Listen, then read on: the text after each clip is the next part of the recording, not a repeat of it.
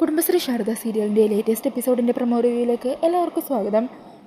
അങ്ങനെ കുട്ടികൾക്ക് വേണ്ടി ശാലിനി നടപ്പാക്കാൻ ഉദ്ദേശിച്ച ഏണിംഗ് മെമ്പർ എന്ന പ്രോഗ്രാമിൽ സജി എന്ന് പറഞ്ഞ ഒരു ഉദ്യോഗസ്ഥൻ ഒപ്പുവെക്കാത്തതുകൊണ്ട് തന്നെ അത് മുടങ്ങിക്കിടക്കുവാണല്ലോ. അങ്ങനെ ആ കാര്യങ്ങൾ അറിയുന്ന ശാലിനി അതിനെക്കുറിച്ച് ചോദിച്ചറിയാൻ സജീനെ റൂമിലേക്ക് വിളിപ്പിക്കുവാണ്. ഈ സമയം സരോജിനി മെമ്പറും കടപ്പുറത്തു നിന്നും പ്രതിനിധികളായ 2-3 പേരും അകത്ത് കളക്ടറേറ്റ് ശാലിനിയുടെ റൂമിൽ നിൽക്കുന്നുണ്ടാവും. അന്നേരം ഒന്നാമതാണെങ്കിൽ ശാലിനി വിഷ്ണു തന്നോട് ചോദിച്ചതും പെരുമാറുകയൊക്കെ കാര്യങ്ങളൊക്കെ ഓർത്ത് മനസ്സാകെ നീറി പുകഞ്ഞു നിൽക്കുക. ആ സമയത്ത് ഈ ഒരു പ്രശ്നവും കൂടി വരുന്നതോടെ ശാലിനി തൻ്റെ മനസ്സിലുള്ള എല്ലാ സങ്കടവും ദേഷ്യമെല്ലാം ആ സജിയുടെ അടുത്ത് തീർക്കുവാണ്. സജിയോട് ശാലിനി പൊട്ടിത്തെറിക്കുവാണ്. നിങ്ങൾക്കിവിടെ ശമ്പളം തന്നിരുത്തിയിരിക്കുന്നത് ഇവിടെ വരുന്ന പാവപ്പെട്ടവരുടെ കയ്യിൽ നിന്നും അവരെ കഴുത്ത് ഞെക്കി പിടിച്ച് കൈക്കൂലി വാങ്ങാനല്ല.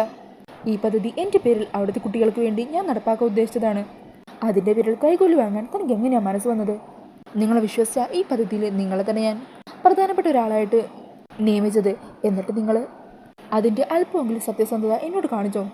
ഈ സമയം സജ്ജി പറയാൻ തുടങ്ങുന്നുണ്ടെങ്കിലും ശാലിനി അതൊന്നും കേൾക്കാൻ നിൽക്കാതെ അയാളോട് പൊട്ടിത്തെറിക്കുക. നിങ്ങളുടെ അടുത്ത് പോകാനല്ലേ പറഞ്ഞത്? അങ്ങനെ അയാൾ അവിടെ നിന്നും പോകുകയാണ് കേട്ടോ. ഈ സമയം ശാലിനിയാണെങ്കിൽ വല്ലാണ്ട് തളർന്ന് വിഷ്ണു പറഞ്ഞ ഓരോ വാക്കുകളും വീണ്ടും ഓർത്ത് അവിടെ ഇരുന്ന് സങ്കടപ്പെട്ട് കരഞ്ഞുകൊണ്ടിരിക്കുകയാണ്. പിന്നീട് കാണിക്കുന്നത് ഭാമ കാർത്തികനെ റൂമിലേക്കൊക്കെ വിളിച്ചു വരുത്തുക.